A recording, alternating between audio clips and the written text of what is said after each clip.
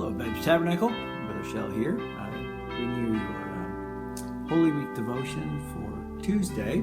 Hopefully getting this posted a little sooner than I did the Monday video. Hope you watched that last night. Looking at John's Gospel in chapter 12. This is somewhere between the triumphal entry and the arrest of Jesus.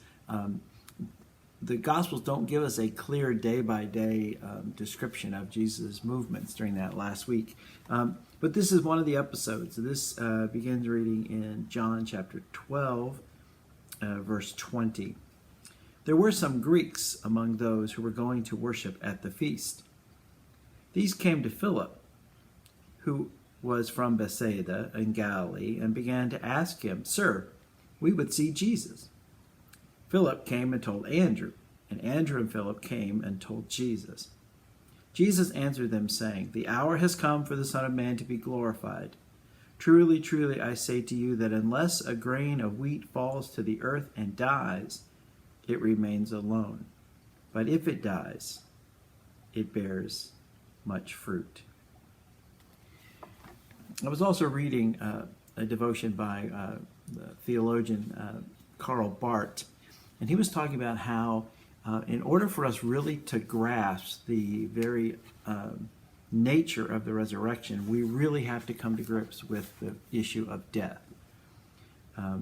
That until we really understand that we are dead in our trespasses and sin, then the power and the overwhelming majesty of the resurrection doesn't really come through. Jesus in this text says that a grain of wheat has to fall to the earth, be buried and die, then it can produce a great harvest. Later on, he's going to say, "If I be lifted up, that I will draw all men to me."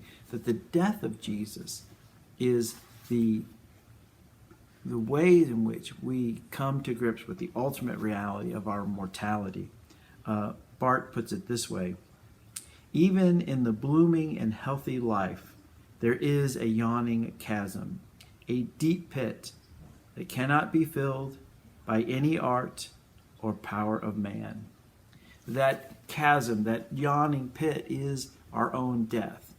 And that not only is a physical death, but also a spiritual death. The Bible again tells us that all have sinned and fall short of the glory of God, and that sin will ultimately separate us from God.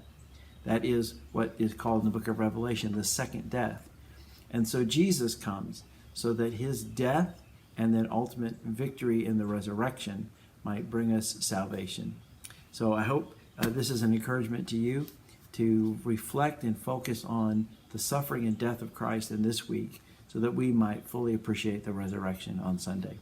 God bless you. Hope to see you soon.